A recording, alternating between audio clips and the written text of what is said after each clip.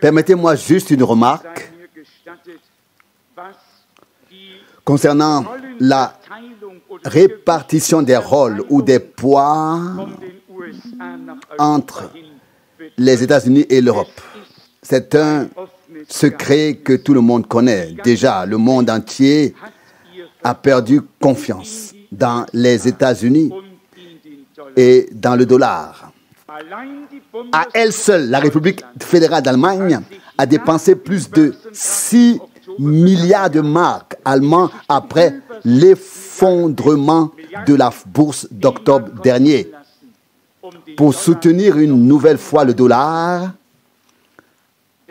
afin qu'il ne s'effondre pas complètement et que le système monétaire mondial ne s'écroule pas.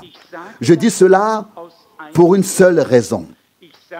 Je le dis parce que, selon le prophète Daniel et selon l'Apocalypse, l'Europe centrale est la bête sur laquelle la prostituée chevauchera, selon l'Apocalypse 17, et tiendra les rênes entre ses mains. Et comme tout doit se passer ainsi, le président Mitterrand était chez nous à Aix-la-Chapelle lundi dernier et a déclaré dans la salle du couronnement: l'Allemagne et la France doivent se souvenir de leur passé commun et prendre en main leur avenir commun. Vous savez exactement ce qui va se passer. Une Europe unifiée va voir le jour et cette Europe unifiée sera soumise à la papauté. Il y aura une union entre la religion et le matérialisme et tout ce qui s'y rapporte. Et tous ceux qui ne se soumettront pas à ce système unifié seront abandonnés et mis à genoux. Ils seront mis à genoux. Dès que l'écu sera négociable en tant que monnaie, c'est-à-dire la monnaie européenne, qui sert depuis des années déjà d'unité de compte pour le mark allemand. Je crois qu'il est aujourd'hui pour un mark à 2,62. 2,62 pour un mark allemand. Les choses auront en tout cas beaucoup plus avancé que ce que nous pouvons voir de l'extérieur. La semaine dernière, j'ai parlé à quelqu'un où les comptes des chefs d'État européens sont non seulement surveillés, mais où les fonds sont transférés. J'ai été étonné de voir quelles personnes on peut rencontrer dans les avions et en voyage. Et puis, il y a des moments où l'on obtient des informations dont on a absolument besoin, mais que l'on n'aurait jamais obtenu si l'on n'avait pas rencontré ces personnes. On pourrait dire que c'est un hasard. Pour moi, ce n'était pas un hasard. Je suis reconnaissant à Dieu pour chaque information qui m'introduit d'une manière ou d'une autre au cœur du sujet et me permet de savoir jusqu'où toutes ces choses ont déjà progressé. Nous vivons en effet à la fin de la fin des temps. Et il n'y a qu'un seul moyen pour que l'ancien empire romain revive et recommence à fonctionner, et tout devra s'y conformer et s'y soumettre. Comme cela a été dit au prophète Daniel et dans l'Apocalypse. Mais que dit-on d'autre dans ces textes? Il est écrit dans ces passages: au temps de ces royaumes, le Dieu du ciel établira un royaume qui ne sera jamais détruit. Un royaume éternel. Daniel 2, verset 44. Mais c'est le temps dans lequel nous vivons maintenant. Et si quelqu'un me demandait combien de temps je pense que cette évolution va encore durer. Je dois avouer en toute honnêteté, j'évalue la situation pour moi-même, mais je n'oserais pas faire de déclaration à ce sujet, car aucun d'entre nous ne peut dire avec certitude, à tel ou tel moment, ce sera le moment. Non. Nous nous en remettons à Dieu, nous le servons de tout notre cœur et nous essayons de proclamer les vérités bibliques de manière équilibrée avec tout ce que cela implique. Il y a des gens qui se spécialisent uniquement dans la prophétie, négligeant tout le reste, et d'autres qui font peut-être exactement le contraire.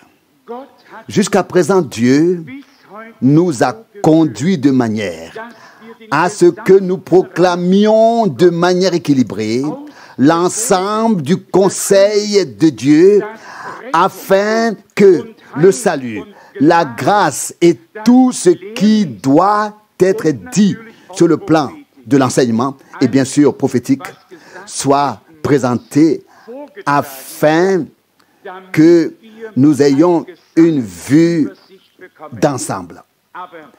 Mais une chose est nécessaire, que chaque personne expérimente personnellement Dieu, fasse l'expérience de Dieu.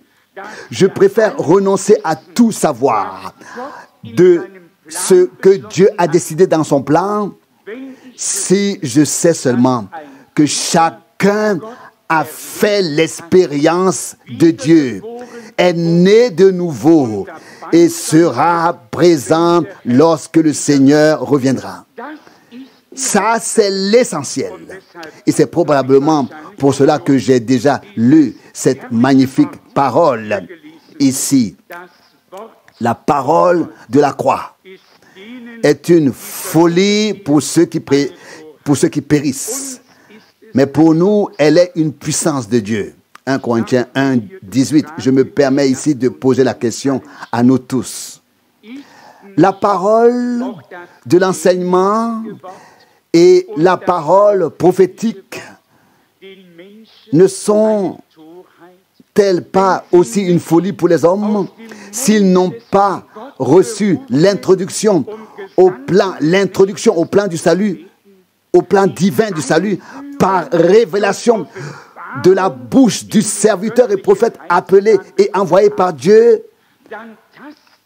Alors ils tâtonnent ici et là, ils tournent autour du pot sans avoir de révélation sur ce dont ils parlent et écrivent. Je pense ici au célèbre évangéliste radiophonique qui a écrit dans son magazine Gorbachev à la marque sur le front, c'est donc lui l'homme désigné. Mon Dieu, que peut-on y faire si l'on porte peut-être une marque quelconque depuis la naissance?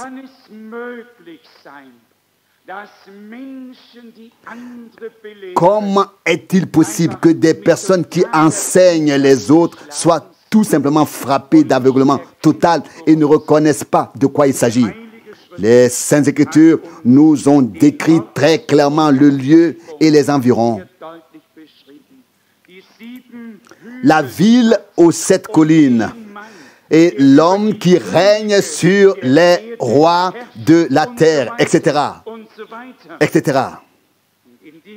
Et dans ce contexte, le dernier verset d'Apocalypse 13 dit que celui qui a de l'intelligence calcule ce nombre. Apocalypse 13, verset 18. Mais ce n'est pas notre intelligence qui est requise ici, mais l'intelligence divine, la compréhension divine. Comment pouvons-nous dire oui et amen lorsque nous lisons dans Luc 24 et il leur ouvrit la compréhension, l'esprit à la compréhension des Écritures. Il leur ouvrit le sens. Luc 24, verset 45. Nous savons ce que cela signifie car Dieu nous a ouvert la compréhension des Écritures. Il en reste simplement ainsi. Dieu a un ordre bien précis. Et c'est selon cet ordre divin qu'il accomplit son plan de salut ici sur terre. Et quand il est écrit dans Amos 3, au verset 7, Dieu ne fait rien sans avoir révélé son mystère à ses serviteurs, les prophètes. Il n'est pas écrit, il le révèle aux prêtres ou aux évangélistes, mais il est écrit là et nous en restons là. Il révèle son secret, son mystère à ses serviteurs, les prophètes. Depuis le début, les prophètes de Dieu ont constitué une exception en raison de leur vocation divine, leur appel divin. Ils avaient les deux pieds sur terre et étaient pourtant transportés et ravis au ciel. Ils entendaient littéralement les paroles de Dieu comme vous entendez maintenant ma voix. Ils pouvaient écrire ce qui leur était dit et lorsqu'ils disaient « Ainsi parle le Seigneur » ou « Ainsi a parlé le Seigneur », c'est qu'il avait entendu Dieu auparavant. Et cela s'ajoutait, à cela s'ajoutait l'inspiration pour formuler clairement tous les liens dans le contexte que Dieu voulait révéler et les placer sur le chandelier et ainsi mettre cela en évidence. Je confesse librement, ouvertement et de tout mon cœur, sans réserve, que je suis convaincu que tous ceux qui ignorent passent à côté du mandat prophétique du serviteur de Dieu, William Branham, en ce temps-ci, passe à côté de ce que Dieu a promis et ce qu'il fait actuellement. Ils peuvent avoir l'air aussi spirituels qu'ils veulent, faire autant d'activités religieuses qu'ils veulent, accomplir autant de miracles et de signes qu'ils veulent. Nous avons appris une chose. Dieu est le Dieu de sa parole et rien d'autre. Quand il confirme sa parole, nous lui en sommes sincèrement reconnaissants. Et nous savons que cela se produira dans une mesure encore plus grande. Nous croyons de tout cœur que Dieu a un reste qu'il a vraiment mis à part, qu'il a enseigné, avec lequel il a fait preuve de patience, dans lequel il a installé la confiance. Des personnes qui se sont détachées de toutes les traditions et qui sont liées à Dieu et à sa parole dans l'esprit. Et ces personnes sont alors libres pour servir le Seigneur. Bien sûr, si je peux vous donner aujourd'hui un bref aperçu de ce qui me concerne, il est difficile pour les personnes extérieures ou pour celles qui m'écoutent une fois par mois ou qui écoutent ensuite peut-être des cassettes, de comprendre dans quelle situation je me trouve réellement. Il y a deux choses. D'une part, je rencontre des personnes qui rejettent directement le ministère du frère Branham. Et d'autre part, je rencontre celles qui acceptent pleinement le ministère du frère Branham, mais qui interprètent ensuite chacune de ces citations à leur manière et partent dans toutes les directions.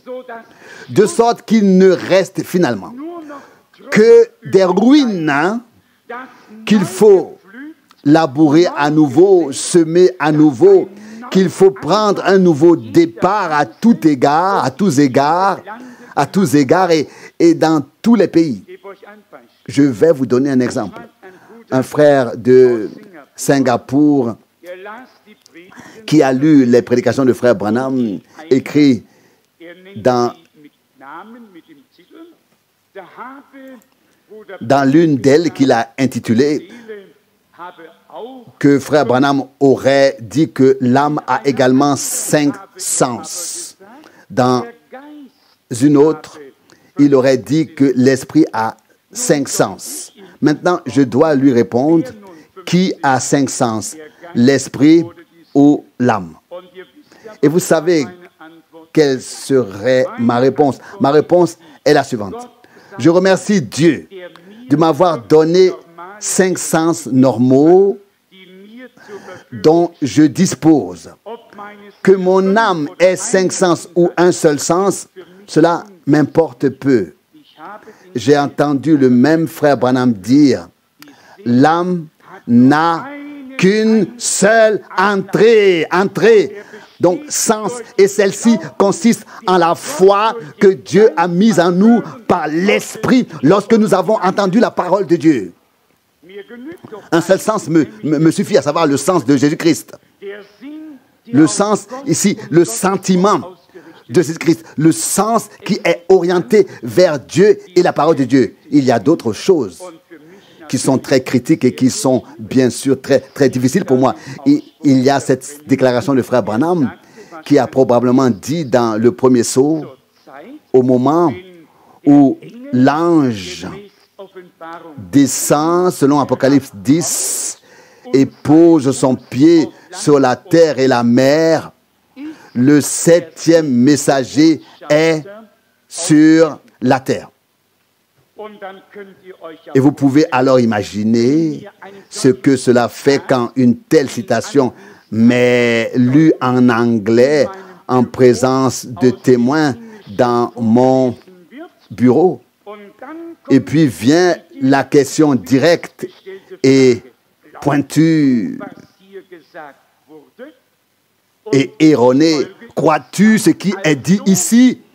Et la conséquence est alors, donc, cela s'est déjà accompli, car selon ce qui est dit ici, le 7e messager devait être sur terre lorsque cela se produirait. Pouvez-vous comprendre un peu ma situation? À quel point cela est devenu difficile? En premier lieu, et je ne dis pas cela par présomption, je le dis avec la plus profonde sincérité de mon cœur. En premier lieu, je me sens engagé et responsable envers Dieu. C'est une position que je ne me suis pas donnée et que je n'ai pas prise. Elle m'a été donnée par Dieu.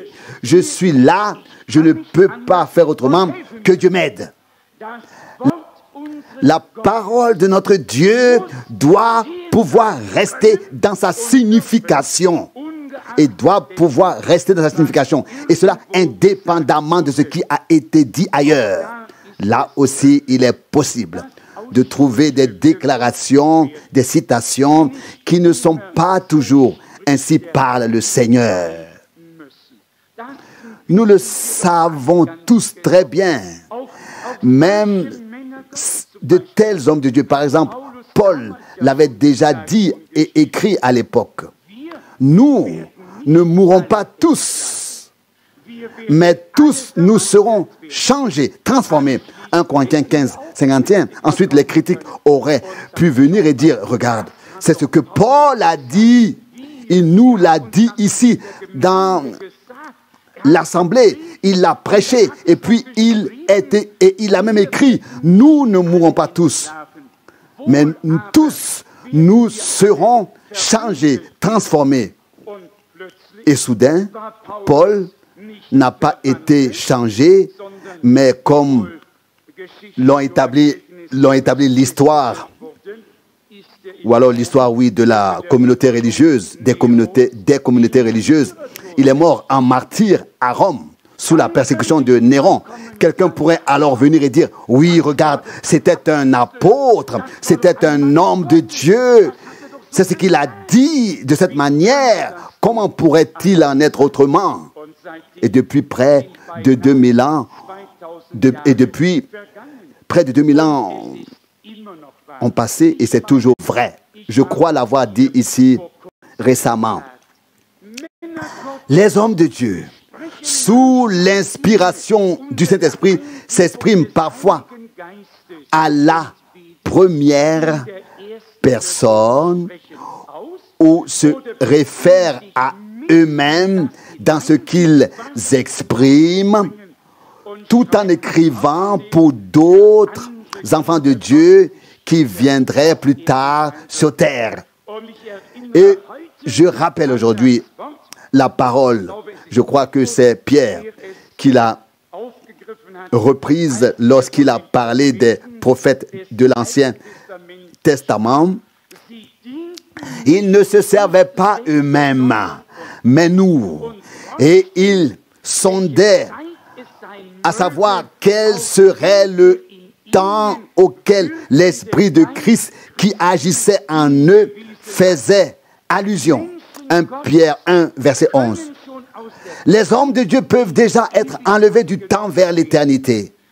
Ils sont déjà au-dessus des choses et il est donc vraiment nécessaire que nous, qui devons distribuer, dispenser la parole du Seigneur, la fassions vraiment en toute bonne conscience devant Dieu et les hommes. Que dit Paul dans Galates 1 au verset 10? Si je cherche encore à plaire aux hommes, je ne suis pas un serviteur de Christ. Il nous est impossible de chercher à plaire aux hommes. Il n'y a qu'une seule chose qui nous tient à cœur: apporter au peuple de Dieu la pure vérité. Rien que la pure vérité, et cela dans le bon contexte, de manière équilibrée, sans que cela ne soit remis en question. Cela doit être bien établi, ferme. Cela ne doit plus vaciller. Cela doit s'intégrer parfaitement dans l'image, dans le concept. Et si aujourd'hui un prophète, un apôtre ou le Seigneur me demandait, mon serviteur, quand, selon toi, Apocalypse 10 s'accomplira-t-il? Je répondrai, je n'ai pas d'opinion, mais il est écrit que le Seigneur descendra en tant qu'ange de l'Alliance et posera le pied sur la terre et sur la mer. Et cela signifie qu'il fera valoir son droit en tant que propriétaire originel ici sur terre. Et ce n'est que lorsque cela se produira, que les 7 tonnerres feront entendre leur voix. Ni plus tôt, ni plus tard. Et il est écrit qu'à ce moment-là, le Seigneur rugira comme un lion. Pour l'instant, c'est encore le temps de la grâce pour les païens. À présent, dans cette dernière partie prophétique, il marche en tant que fils de l'homme au milieu des 7 chandeliers d'or.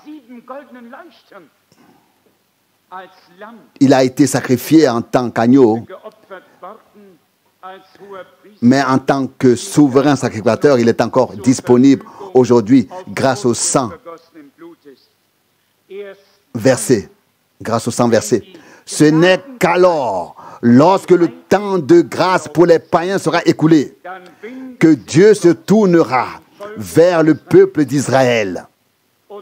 Et alors, nous ne sommes pas surpris lorsque Jean voit ou entend soudainement non seulement un agneau, mais aussi un lion, ou qu'on lui annonce, voici le lion de la tribu de Juda a vaincu pour prendre le livre et en rompre les 7 sceaux.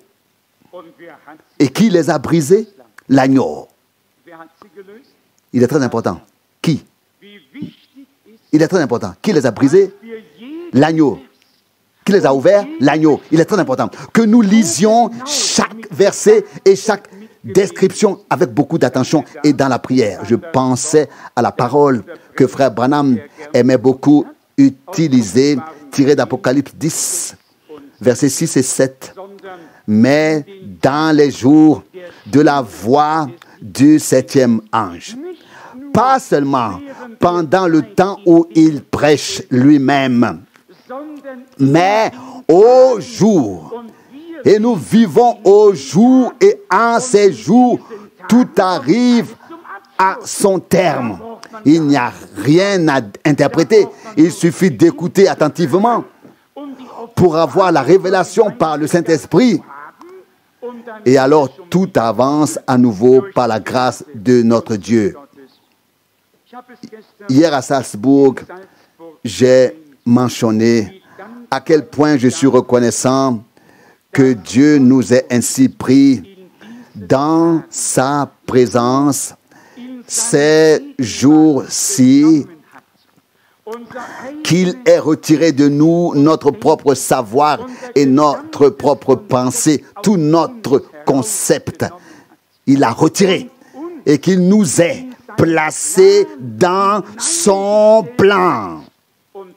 Et puis il nous a ensuite ouvert les yeux pour voir et entendre ce que l'Esprit dit aux églises et ce que Dieu a promis dans sa parole. Il n'y a jamais eu de moment comme celui-ci sur terre. Croyez-moi, il n'y a jamais eu un tel temps. Il n'y a jamais eu un temps comme celui-ci sur terre. Et si aujourd'hui, un Jérémie, un Ézéchiel, un Ésaïe, si aujourd'hui les apôtres pouvaient être assis ici et entendre l'exposé de tout le plan du salut de Dieu avec nous, on entendrait un Alléluia l'un après l'autre dans l'assemblée. Car vous savez, si vous avez lu Apocalypse 5, lorsque l'agneau prit le livre, que s'est-il passé? Les 24 anciens se prosternèrent et il y eut une louange, une adoration, un Alléluia après l'autre. Car ils avaient compris, l'heure est venue. Dieu agit maintenant. Le moment que nous attendions est arrivé. Apocalypse 5, verset 8. Et si nous devons parfois attendre ici pour voir si un Amen vient de l'Assemblée, c'est très très triste. Croyez-moi, Dieu a fait de grandes choses. Il a déployé son plan devant nous, comme l'a dit Irénée, tel un architecte, et il en discute avec ceux qui doivent l'exécuter. C'est ainsi que Dieu montre son plan à ceux qu'il a destinés à participer à son royaume et leur révèle sa volonté. Notre cher frère Doutler, qui est venu me chercher à l'aéroport de Kloten, tout à l'heure m'a soudainement dit, « Frère Franck, il est écrit que Dieu établira sur tous ses biens. » En rappelant Matthieu 24, verset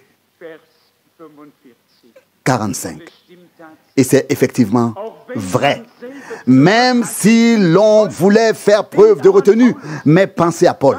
Que pensez-vous de sa déclaration lorsqu'il a dit « Dieu nous a fait lumière des nations jusqu'aux extrémités de la terre ». Acte 13, 47. Quelqu'un aurait pu venir et dire dans le prophète Ésaïe, chapitre 49, verset 6, il est dit en référence au Christ qu'il sera destiné à être la lumière des nations jusqu'aux extrémités de la terre. Et dans le chapitre 13 des Actes des Apôtres, lorsque Paul s'adresse aux nations, il dit, il est écrit, Dieu nous a fait lumière des nations. Qu'en était-il? Il avait pu expliquer auparavant. Nous sommes les coopérateurs de Christ. Nous travaillons avec Christ. 1 Corinthiens 3, 9. Si vous pensez que nous ne sommes que des prédicateurs, c'est que vous n'avez pas encore compris. Il ne s'agit pas aujourd'hui de celui qui se tient ici et qui tient une prédication. Il s'agit maintenant d'une partie directe de l'histoire du salut. Il s'agit de reconnaître qu'il ne s'agit pas ici de parler ou de prêcher, mais d'exposer maintenant le dessein de Dieu dans toute sa hauteur et sa largeur, dans toute sa profondeur et son étendue, de manière tangible et compréhensible pour tout ce que Dieu a appelé. À ceux qui ne comprennent pas, nous n'ouvrirons pas la compréhension des Écritures. Nous n'ouvrirons pas la compréhension des Écritures. J'ai également lu ce passage hier. Il m'a beaucoup marqué dans le chapitre 16 des Actes des Apôtres. Très étrange et peut-être digne d'être pris en considération. Actes des Apôtres, chapitre 16, du verset 12. De là-bas, nous sommes allés à Philippe, qui est la première ville de la Macédoine, une colonie romaine. Nous sommes restés quelques jours dans cette ville. Verset 13. Et le jour du sabbat, nous sommes sortis vers le fleuve où nous pensions trouver un lieu de prière. Nous nous sommes assis là-bas et avons parlé aux femmes qui s'étaient rassemblées. Paul, un apôtre et un homme de Dieu si important, suppose qu'une heure de prière a lieu au bord du fleuve dans ce village. Poussé par cette supposition, il s'y rend et je vais vous lire ce qui s'est passé. D'ailleurs, tout le monde, en particulier les théologiens, disent que Paul était misogyne, donc il n'aimait pas les femmes. Il ne l'était pas. Il a seulement dû donner quelques conseils nécessaires au nom de Dieu. Il y avait là une réunion de prière de femmes et Paul s'y est rendu. Il ne s'est pas senti trop important pour cela. Il n'a pas dit « je vais maintenant donner une conférence, je suis le Seigneur », n'est-ce pas? Non, il s'est rendu à cette réunion de prière avec ses femmes et écoutez ce qui est écrit ici. Verset 14. Parmi les auditrices se trouvait également une femme pieuse nommée Lydie, marchande de pourpre, originaire de la ville de Thyatire. Le Seigneur lui a ouvert le cœur afin qu'elle prête attention aux paroles de Paul. C'est ainsi que cela commence. Je continue à lire. Si les hommes, si les personnes parmi l'auditoire n'avaient pas confiance en celui qui parlait, alors celui-ci pouvait être envoyé par Dieu. Si elles n'acceptaient pas les paroles et ne les laissaient pas pénétrer en elles, alors même un ange venu du ciel ne pouvait rien y faire. Il faut savoir que c'est ici la parole de Dieu qui est proclamée et que ce n'est pas l'apparence d'une personne qui compte, que ce soit sa nationalité, son apparence, sa tenue vestimentaire ou son dialecte, mais simplement lorsque Dieu nous envoie quelqu'un, nous devons être reconnaissants d'entendre la parole qui sort de sa bouche, quelle que soit cette personne. Combien de fois l'ai-je déjà dit, si Dieu envoyait un enfant pour parler en son nom, nous ferions bien de l'écouter, même si c'est un adolescent. Mais écoutez maintenant la suite. Verset 15. Après avoir été baptisé avec les membres de sa maison, elle nous fit cette demande. Si vous me reconnaissez vraiment comme une fidèle disciple du Seigneur, venez dans ma maison et restez avec moi. Elle nous a ainsi contraints à la suivre. Que s'était-il passé?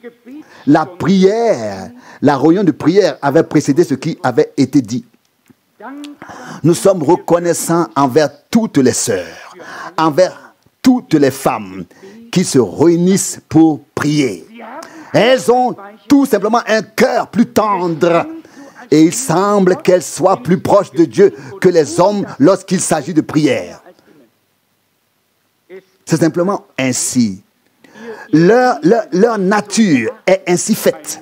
Un homme peut très vite se montrer rude. En revanche, une femme a naturellement reçu une nature aimable. Ici, elles ont prié. Et comme nous l'avons lu, Dieu a ouvert le cœur de Lydie. Et lorsque cela s'est produit, le baptême a suivi. Et après le baptême, elle a dit, si vous me considérez comme une disciple fidèle du Seigneur, elle n'avait pas encore fait ses preuves, cela restait à venir. Elle a immédiatement dit, si vous voyez en moi une fidèle disciple du Seigneur, alors venez dans ma maison. Si quelqu'un peut entendre la parole de Dieu sortir de la bouche d'un homme, et ensuite dire, non, cet homme n'a pas besoin de venir dans ma maison. Alors quelque chose ne va pas chez cette personne. Nul besoin d'avoir un sixième sens pour le savoir. Tout le monde le sait. C'est ce que nous avons lu ici. Verset 15. Si vous avez vraiment reconnu en moi une fidèle disciple du Seigneur, venez dans ma maison. Avons-nous compris cela? Tout est lié et va ensemble. Celui qui vous reçoit me reçoit, et celui qui vous écoute m'écoute. Matthieu 10, 40 et Luc 10, 16. Ce sont les paroles de notre Seigneur. Et je crois que nous pouvons les appliquer pleinement, car nous n'avons en fait aucun propre programme. Et que Dieu soit remercié pour cela. Je ne saurais pas quoi présenter. À côté de moi était assis un gentil monsieur aujourd'hui dans le vol de Salzbourg à Zurich, à Kloten, et il m'a vu lire la Bible. Il m'a alors demandé, êtes-vous prête? J'ai répondu, non, je ne le suis pas, mais je suis prédicateur. Je ne suis pas prête, mais je suis prédicateur. Nous avons rapidement engagé la conversation et sans hésiter, il m'a dit, je crois en Dieu, mais pas aux communautés religieuses. J'ai alors levé ma main droite, je la lui ai tendue et je lui ai serré la main selon la coutume en lui disant, j'en suis également convaincu, quelle que soit la formulation exacte. Et il m'a même demandé, mais qui êtes-vous vraiment? À quelle confession appartenez-vous? Et là, ça devient difficile. Oui, à quelle confession appartenez-vous? Quelle paroisse? Ou bien alors, quelle église, quelle assemblée, et est-ce que cela a un rapport avec les sectes américaines? Et vous savez comment ça se passe, n'est-ce pas? Et surtout ces jours-ci où le monde entier voit et entend tout ce qui se passe, même dans les endroits reculés du désert, alors le monde entier est au courant. Et puis on dit, oui, c'est terrible, tout ce qui se passe. Alors on doit le reconnaître en soupirant et dire, c'est vraiment terrible. Et puis on peut ajouter qu'il existe encore quelque chose d'authentique et de vrai. Il existe encore une chose, sans tromperie, sans mensonge, sans corruption, une chose véritable de Dieu pour annoncer le conseil du salut en ces jours. Je ne sais pas si quelqu'un âgé de 83 ans, il avait 83 ans, m'a pris un tract des mains avec empressement et m'a dit que tout le bien vous soit donné ou quoi que ce soit d'autre qu'il ait dit. Il y a des gens, vous voyez, qui ont encore faim et soif. Notre désir est que Dieu nous ouvre un jour la voie vers le public. Et je me tiens à cela. Et je m'en tiens à cela. Je ne peux pas imaginer que Dieu nous révèle toutes ces choses si ouvertement, nous montre une telle démonstration que tous les prophètes ne pourraient nous donner en de nombreuses heures d'enseignement. Dieu nous l'a donné par le Saint-Esprit. Et nous pouvons vraiment dire, comme Paul l'a dit autrefois, l'Esprit nous l'a révélé. 1 Corinthiens 2, verset 10. On me demande souvent, combien de fois as-tu vu frère Branham? As-tu été avec lui? Et est-ce qu'il t'a dit tout cela? Et te l'a-t-il révélé? Et alors je peux répondre, non, ce n'est pas comme ça. Ce n'est pas par des hommes. Bien sûr, j'étais avec frère Branham. Je me souviens avec plaisir des jours et des moments où nous étions ensemble, en particulier lorsqu'il venait me chercher, que je m'asseyais à côté de lui au volant et que nous allions manger ensemble et discussion et que nous avions parlé l'un avec l'autre. Je me souviens avec plaisir de ces moments. Mais quand quelqu'un me demande, est-ce qu'il t'a dit tout cela? Est-ce que c'est lui qui t'a dit tout cela? Ou est-ce qu'il t'a enseigné cela? Non, alors je dois simplement confesser ce que notre Seigneur a dit avant de quitter cette terre. Je vous enverrai le Consolateur, le Saint-Esprit, qui vous enseignera toutes choses, qui vous annoncera les choses à venir, qui prendra de ce qui est à moi et vous le révélera. Jean 16, verset 13. Et ils seront tous enseignés par Dieu. Jean 6, verset 45. Et c'est là le grand mystère. Je n'ai pas non plus assisté aux assemblées de Paul ou de Pierre, aux réunions de Paul ou de Pierre, ou de celles de notre Seigneur lorsqu'il marchait sur terre et accomplissait son ministère. Mais soyez honnêtes. Toutes les choses qui ont été annoncées à l'époque, qui se sont produites, sont devenues pour nous une révélation divine, vivante et proche de nous. Pour nous, cela ne remonte pas à près de 2000 ans. Cela aurait pu se passer hier. C'est comme si cela se serait passé hier pour nous. Tout ce que Dieu a dit dans sa parole et tout ce qu'il a fait nous semble si proche, si réel, si vivant. Ainsi, la véritable caractéristique d'une personne qui est devenue vraiment croyante réside premièrement dans le fait que Dieu ouvre le cœur pour recevoir ce qui est dit. La deuxième chose, dans l'obéissance directe, comme le rapporte ce passage, elle se fit baptiser ainsi avec toute sa maison. Et troisièmement, si vous me considérez comme une disciple fidèle, venez dans ma maison. et elle les invita à venir chez elle. Actes des Apôtres 16, verset 15. Ce sont là des caractéristiques qui font tout simplement partie du fait de devenir croyant. Ne croyez pas pour autant que nous devrions tous inviter maintenant les frères qui servent la parole. L'un au petit déjeuner, l'autre au déjeuner et le troisième au dîner. Non, ce n'est pas ce que cela signifie. Mais supposons que j'arrive dans une nouvelle ville, dans un nouveau pays. Oui, comme cela a été le cas pour Paul ici.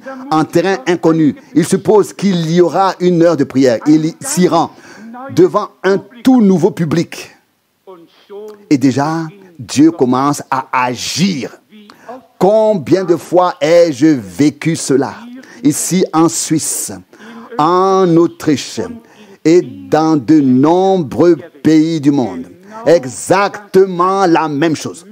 Les gens ont ouvert leur cœur à la parole et leur porte pour accueillir le serviteur de Dieu, et ils ont même lavé ses pieds. Savez-vous ce qui est écrit dans l'Épître aux Hébreux? Beaucoup ont hébergé des anges sans le savoir. Hébreux 13, verset 2. Il y a encore des messagers de Dieu sur terre qui ne portent vraiment rien d'autre que la pure parole de Dieu. Et cela devient en effet de plus en plus grand et précieux pour moi. D'un point de vue terrestre, nous ne pouvons nier qu'il serait préférable pour nous de suivre la masse et d'être reconnus afin que les rues soient en quelque sorte un peu décorées devant nous. Notre chemin sur terre n'est pas bordé de routes décorées. Cela signifie prendre sa croix et suivre le Seigneur, sortir de la ville et porter son opprobre. Telle est notre tâche. Certes, d'un point de vue terrestre, je l'admets moi-même, lorsque l'on se retrouve de temps à autre dans des situations telles que celles que j'ai récemment vécues à Lagos, où vraiment partout où l'on regardait, il y avait des gens avec des cols retournés et des croix devant et derrière. Et la communauté religieuse richement décorée, etc. On se dit, oui, comment te présentes-tu ici? Mais lorsque la parole du Seigneur vient, on se rend compte que ce n'est pas l'apparence, ce n'est pas le récipient qui compte, mais le contenu de ce vase. Et même si nous sommes des vases fragiles et faibles, nous portons le contenu le plus précieux qui puisse exister sur terre. La parole éternelle de Dieu qui demeure éternellement. Valable éternellement. 2 Corinthiens 4, verset 7. Et nous en sommes reconnaissants au Seigneur. Lorsque Paul a prononcé son discours de défense, il a ensuite écrit « Je n'ai pas honte de l'évangile de Christ ». Romains 1, verset 16. Dans cette lettre, il a dit « Ce qui scandalise les Juifs et ce qui est une folie pour les Grecs, c'est une puissance de Dieu pour ceux qui croient, pour ceux qui sont sauvés. » 1 Corinthiens 1, versets 23 et 24. Parlez aujourd'hui à un hindou, à un sikh, à un musulman et à tous ceux qui le souhaitent. Vous pouvez parler de Dieu, du paradis, vous pouvez parler de beaucoup de choses. Mais dès qu'il s'agit du point central, pour nous, à savoir l'expiation, le pardon, quand il s'agit de Golgotha, plus personne ne peut participer à la discussion. Et la seule question qui se pose alors est: comment pouvez-vous croire que Dieu avait besoin de créer la rédemption par l'effusion de sang? Ils ne peuvent pas suivre notre raisonnement, mais nous savons de quoi il s'agit. Que dit Lévitique 17, verset 11? La vie du corps est dans le sang. du fait que le péché et la transgression sont entrés dans le monde par Ève puis par Adam, le Seigneur a dû devenir homme. Et là aussi, la vie était dans le sang, tout comme le péché est entré dans le monde par Ève. Il devait maintenant être retiré et pardonné de la même manière par Marie, à travers Marie, par la naissance virginale, par l'expiation, et le chemin vers Dieu devait être ouvert à nouveau. Mais les gens ne savent pas de quoi il s'agit. Ils pensent qu'il y avait quelques arbres au paradis, dont l'un était peut-être un pommier, etc. Il y avait des arbres, c'est vrai, y compris l'arbre de vie et l'arbre de la connaissance du bien et du mal. Mais il y avait plus encore. Il y avait aussi un serpent. Il y avait Adam et il y avait Ève. Et quelque chose s'est produit. Et soudain, ils ont réalisé qu'ils étaient nus et se sont cachés devant Dieu le Seigneur, qui venait dans la fraîcheur du soir pour communier avec eux. Et nous voyons ce qui s'est passé. Il leur a fait des jupes en peau. Il les a habillés. Le sang a dû couler avant que la première couverture ne soit donnée à l'homme pour son chemin. Et ainsi, nous reconnaissons la voix de Dieu. Sans effusion de sang, il n'y a pas de réconciliation. Hébreux 9, verset 22. C'est ainsi que le péché est entré dans le monde et c'est ainsi qu'il devait être retiré du monde. Il s'agit de la vie. Et la vie est dans le sang. Et ici, il s'agissait de la vie divine qui allait alors être libérée pour revenir vers la foule rachetée par le sang, la vie de Dieu lui-même et avoir un effet sur notre vie. Dieu a choisi la bonne voie, nous le savons tous. Mais qui peut le comprendre? Qui peut l'accepter? Une offense pour les Juifs, un scandale pour les Juifs, du sang. Mon Dieu, on leur a dit, vous ne devez pas manger de sang. Et vous connaissez les prescriptions de la loi. Lévitique 17, verset 12. Et on leur a également dit, il vous est destiné pour l'autel en expiation. Et ainsi, une fois par an, le souverain sacrificateur offrait le sacrifice pour lui-même et pour le peuple. Probablement le jour des expiations. Et puis le Christ est venu. Il a été offert en tant qu'agneau de Dieu. Et en tant que souverain sacrificateur, il est entré dans le sanctuaire céleste avec son propre sang. Hébreux 9, verset 12. Et je vais vous dire pourquoi j'insiste là-dessus aujourd'hui.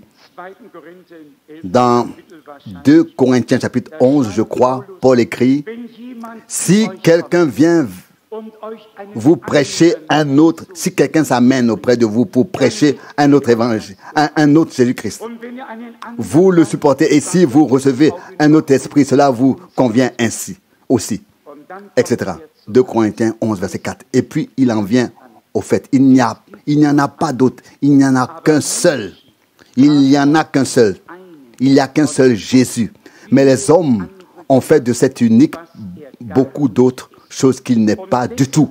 Et c'est pourquoi nous devons proclamer Christ de cette manière révélée par Dieu. Il y a des gens qui me demandent, et peut-être vous aussi, écoutez, Christ est prêché partout. Avez-vous vraiment besoin de mettre autant l'accent sur son nom et sa divinité? C'est justement le point que les autres considèrent comme insignifiant qui est le plus important.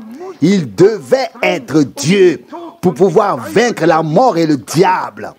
Mais il devait être homme pour pouvoir mourir. Il devait être homme pour pouvoir mourir. Avons-nous compris cela? Mais il devait être plus qu'un homme. Il devait être Dieu pour ôter à la mort son pouvoir, vaincre l'enfer, anéantir le diable et ressusciter des morts le 3e jour. Les gens n'aiment pas trop entendre cela. Ils veulent un Christ. Je ne sais pas si je l'ai déjà dit ici. On ne devrait pas le faire trop souvent, mais cela m'avait beaucoup bouleversé à l'époque lorsque j'étais assis à table à Bad Tölz avec des gens vraiment sympathiques. Il y avait un conseiller d'État de Heidelberg, une femme du nom de Stein, etc. Et c'est toujours à moi qu'ils demandaient qui j'étais et ce que je faisais là, car je les avais tous frappés. Et j'ai dit, si vous me dites chacun à tour de rôle qui vous êtes, je conclurai et vous dirai sincèrement ce qu'il en est. Mais comme je l'ai dit, c'est moi qui ai dû commencer et je n'avais d'autre choix que de mettre les choses au clair, de mettre en évidence les choses de Dieu. Je n'oublierai jamais cette dame qui a dit, j'ai vendu mon Jésus. J'ai d'abord sursauté et dit, j'ai vendu mon Jésus. Vous pouvez imaginer ce que j'ai ressenti. Et j'ai immédiatement demandé ce que cela signifiait. Et puis elle a dit, comme vous l'avez déjà entendu de ma bouche, j'ai acheté un Jésus qui vient de la CSSR, qui mesure 1 mètre tant et qui est fait de tel ou tel matériau. Et je voulais 20 000 pour lui, mais je n'ai obtenu que 10 000. Et alors une pensée m'a traversé l'esprit. Oui, les hommes ont fabriqué leur propre Jésus en bois, dans tel ou tel matériau. Ici, ils le portent là, ils le suspendent là, ils le placent. Ce n'est pas mon Jésus, ça. Mon Jésus est l'Emmanuel, le Christ de Dieu. Hier, aujourd'hui et pour l'éternité reste le même. Je suis. Mais qu'en ont fait les religions en particulier les religions chrétiennes? Ici sur l'image, là dans les bras de Marie encore, si mignon et si petit. Ce n'est pas mon Jésus. Mon Jésus dit, après sa résurrection, tout pouvoir m'a été donné dans le ciel et sur la terre. Matthieu 28, 18. C'est pour cette raison, allez dans le monde entier et proclamez l'évangile à toute la création. Marc 16, verset 15. Mon Jésus est le Jésus de Dieu. Celui qui nous a été révélé dans les Saintes Écritures. Nous ne le façonnons pas, nous ne le formons pas. C'est lui qui nous forme, qui nous façonne. Nous ne le portons pas, c'est lui qui nous porte. Nous ne le suspendons pas, c'est lui qui nous a déjà suspendus. Nous avons été crucifiés avec lui. Désormais, ce n'est plus moi qui vis, mais c'est Christ qui vit en moi. Galates 2, verset 20. Ce n'est pas nous qui le plaçons ici ou là, c'est lui qui nous place là où nous devons être. C'est une différence énorme. Parfois, cela me submerge vraiment. Quand on voit la foule et qu'on la voit vivre dans un faux christianisme avec tambour et trompette. Oui, quelqu'un a vraiment dit, je n'ai pas besoin de communauté religieuse, mais lors de mes funérailles, je voudrais que la fanfare joue, car je voudrais recevoir les honneurs de la communauté religieuse pour mon dernier voyage. Quand je serai mort, les tambours et les trompettes ne m'intéresseront plus. Ce qui m'intéresse, c'est comment je vais mourir si une musique céleste retentira lorsque le Seigneur me fera passer de ce monde à l'éternité. La fanfare, elle doit jouer tant que je suis ici, car j'aime l'entendre. Quand le Seigneur me rappellera à lui, je vais entendre la musique céleste au loin, puis entrer dans la gloire. Oh, quelle reconnaissance pouvons-nous éprouver pour tout cela. Ce n'est pas un évangile artificiel, fabriqué, conçu par les hommes, mais celui reçu de Dieu que nous pouvons encore aujourd'hui proclamer à toute l'humanité. La parole de la croix. Une folie pour les uns, un scandale pour les autres. Mais pour nous qui sommes devenus croyants, une puissance divine, une puissance de Dieu qui nous a tirés de notre perdition et nous a sauvés. et nous a sauvés. Nous pouvons témoigner du fond du cœur. La grâce nous a été accordée. Ce qui s'applique à notre Seigneur s'applique également à la structure de l'Église. Si l'Apocalypse 1 dit prophétiquement que le Seigneur tenait 7 étoiles dans sa main droite, alors elle n'était pas dans les mains d'un homme, mais dans la main droite du Seigneur. Et la main droite du Seigneur est élevée. Et la main droite du Seigneur remporte la victoire. Psaume 118, verset 16. Mais seuls ceux qui sont du côté de Dieu voient et entendent ce que nous voyons et entendons. Si nous donnions une conférence comme celle d'aujourd'hui ou une telle méditation sur la parole devant l'intelligence des hommes, personne ne resterait jusqu'à la fin. Ce serait une exigence déraisonnable que de supporter tout cela. Il est précieux pour nous, en tout cas pour moi, que Dieu, dans un tel chaos qui règne aujourd'hui sur terre comme jamais auparavant, donne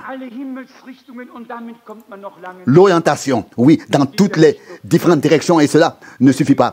Il n'y a pas seulement 4 directions, il y en a 400 équipes, et peut-être même plus, et que Dieu, dans sa miséricorde, ait trouvé l'accès, qu'il nous ait cherché, appelé et rendu silencieux, tranquille, comme il a rendu Lydia silencieuse à l'époque, afin que nous écoutions. Celui qui prie avant est prêt à écouter après. Celui qui argumente avant n'est pas réceptif. La prière est donc nécessaire pour servir en quelque sorte de préparation à la réunion ou au service divin. Et alors, nous pouvons recevoir la parole comme cela plaît à Dieu. Croyez-vous tout cela? Tout dépend de l'attitude intérieure. Je pourrais également vous lire l'événement suivant et j'en terminerai ainsi, également tiré du chapitre 16 des Actes des Apôtres. On peut lire au verset 31 ici. Ils répondirent: crois au Seigneur Jésus et tu seras sauvé, toi et ta famille et ta maison. Verset 32. Ils lui annoncèrent alors la parole du Seigneur ainsi qu'à tous ceux de sa maison. Verset 33. Il les prit avec lui à cette heure même de la nuit, lava leurs plaies et fut baptisé aussitôt avec tous les siens. Verset 34. Ensuite, il les conduisit dans son logement, fit dresser la table et se réjouit avec toute sa maison d'être venu à la foi en Dieu. Avez-vous remarqué ici que la foi en Jésus-Christ est en même temps la foi en Dieu? Ici, l'homme de Dieu a dit: crois au Seigneur Jésus-Christ. Et le témoignage de celui qui est devenu croyant est qu'il était heureux d'être venu à la foi en Dieu avec toute sa maison. Qui est Jésus-Christ? Emmanuel, Dieu devenu personne, venu du corps spirituel. Il est venu dans un corps de chair. Il pouvait dire: celui qui me voit a vu le Père. Jean 14, 9. La foi est uniquement en un seul Dieu, et parce que le seul, unique, constitué d'une seule personne, s'est révélé à l'humanité en Jésus-Christ comme sauveur, l'homme doit croire en cette révélation de Dieu en Jésus-Christ. Il n'y a pas d'autre chemin que celui qui passe par Christ.